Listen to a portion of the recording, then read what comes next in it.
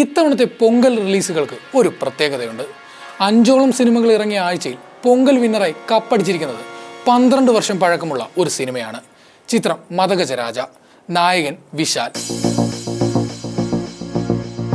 ശങ്കർ അടക്കമുള്ള കൊലക്കൊമ്പന്മാരുടെ സിനിമകളെ പിന്തള്ളിയാണ് മദഗജരാജ ഈ നേട്ടം കൈവരിച്ചിരിക്കുന്നത്.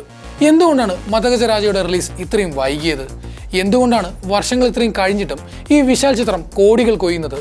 സിനിമകൾ മാറ്റത്തിന്റെ പാതയിലൂടെ കടന്നുപോകുന്ന ഈ വേളയിൽ എന്ത് പ്രസക്തിയാണ് മദഗജരാജയ്ക്കുള്ളത്? ശരിക്കും ഒരു നൊസ്റ്റാൾജിയയിലേക്കുള്ള തിരിച്ചുപോകാണ് മദഗജരാജ. 2013 റിലീസ് ചെയ്യേണ്ട സിനിമ 2025 കാണുമ്പോൾ കഴിഞ്ഞുപോയ കാലത്തിന്റെ ഓർമ്മകൾ കൂടി സിനിമ സമ്മാനിക്കുന്നുണ്ട്. പഴയ ഫോണുകൾ, വണ്ടികൾ, എന്തിന് അന്നത്തെ കാലത്തെ എഡിറ്റിംഗ് എഫക്റ്റ് പോലും മദഗജരാജയെ വ്യത്യസ്തമാക്കുന്നു. ഒരു ടിപ്പിക്കൽ സുന്ദർ സി മസാല പടമാണ് മദഗജരാജ. പാട്ടും ഫൈറ്റും കോമഡിയും ഗ്ലാമറും ഒക്കെ കൂടിക്കലർന്ന ഒരു ഫെസ്റ്റിവൽ എന്റർടൈനർ. 3 കോടിയാണ് ചിത്രം ആദ്യ ദിനത്തിൽ തമിഴ്നാട്ടിൽ നിന്ന് മാത്രം നേടിയത്. ശങ്കറിന്റെ ഗെയിം ചേഞ്ചറിനോ ജയം രവിയുടെ കാതിലിക്ക നേരമില്ലേക്ക് പോലും അത്രയും കളക്ഷനില്ല. ഒരു പക്ക കോമഡി എന്റർടൈനർ തമിഴ് പ്രേക്ഷകർ എത്രത്തോളം മിസ് ചെയ്യുന്നു എന്നതിനുള്ള ഉത്തരം കൂടിയാണ് ഈ വിശാൽ സിനിമ. ചില ഫൈനാൻഷ്യൽ ലീഗൽ പ്രശ്നങ്ങൾ കാരണമായിരുന്നു സിനിമയുടെ റിലീസ് ഇത്രയും വർഷം നീണ്ടുപോയത്. എന്നാൽ ഒടുവിൽ സിനിമയ്ക്ക് അത് ഉപകാരമായി എന്ന് തന്നെ പറയാം.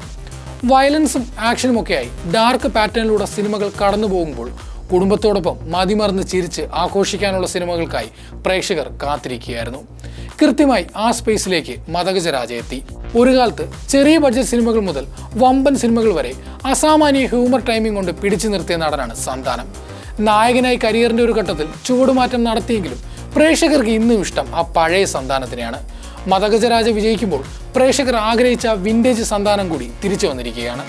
ചിത്രമുടനീളം ഒരു സന്താനം ഷോയാണ്. മണിവണ്ണൻ, മനോബല തുടങ്ങി നമ്മെ വിട്ടുപിരിഞ്ഞ അഭിനേതാക്കളെ അവസാനമായി ഒരു നോക്ക് കാണാനുള്ള അവസരവും ചിത്രം ഒരുക്കി തരുന്നുണ്ട്. ഒരു സമയത്ത് കുത്തുപാട്ടുകളും ഡാൻസ് നമ്പറുകളും കൊണ്ട് മലയാളികളുടെ വരെ പ്ലേലിസ്റ്റ് നിറച്ച സംഗീത സംവിധായകനാണ് വിജയ് ആന്റണി. ആ പഴയ ടോപ്പ് ഫോമിലുള്ള വിജയ് ആന്റണിയുടെ പാട്ടുകളും മദഗജരാജയിലൂടെ പ്രേക്ഷകർക്ക് ആസ്വദിക്കാം. കാലത്തിൻ്റെതായ പ്രശ്നങ്ങൾ മദഗജരാജയ്ക്കുണ്ട്. തമാശ എന്നോണം ബോഡി ഷേമിംഗ് ജോക്കുകളും സെക്സിസ്റ്റ് തമാശകളും സിനിമയിലുണ്ട്. എല്ലാ സുന്ദർസി സിനിമകളെയും പോലെ നായിക കഥാപാത്രങ്ങളെ പാട്ടിനും ഡാൻസിനും ഗ്ലാമർ പ്രദർശനത്തിനും വേണ്ടി മാത്രമാണ് ഇവിടെയും പ്ലേസ് ചെയ്തിരിക്കുന്നത്. അമിതമായ സ്കിൻ ഷോയും ഡബിൾ മീനിങ് തമാശകളും അങ്ങിങ്ങായി സിനിമയിലുണ്ട്. സിനിമ കണ്ട മിക്കവരും ഇക്കാര്യം ചൂണ്ടിക്കാണിക്കുന്നുമുണ്ട്. പ്രേക്ഷകരും എഴുത്തുകാരും സിനിമയും എത്രത്തോളം മാറി എന്നതിന്റെ തെളിവ് കൂടിയാണത്. ആദ്യ കാഴ്ചയിൽ തന്നെ പ്രണയം തോന്നുന്ന നായകനെ സെഡ്യൂസ് ചെയ്യാൻ തയ്യാറായി നിൽക്കുന്ന നായികമാരും സ്ത്രീ ശരീരത്തെ ഒബ്ജക്റ്റിഫൈ ചെയ്യുന്ന ക്യാമറ ആംഗിളുകളും അത് ആസ്വദിക്കുന്ന നായകനും കൂട്ടുകാരും ഈ സിനിമയിലുമുണ്ട്. എന്നാൽ അവിടെയെല്ലാം ഒരു കൂട്ടം കാണികൾ അസ്വസ്ഥരാകുന്നത് മാറ്റത്തിനൊപ്പം പ്രേക്ഷകർ സഞ്ചരിക്കുന്നതിന്റെ തെളിവാണ്.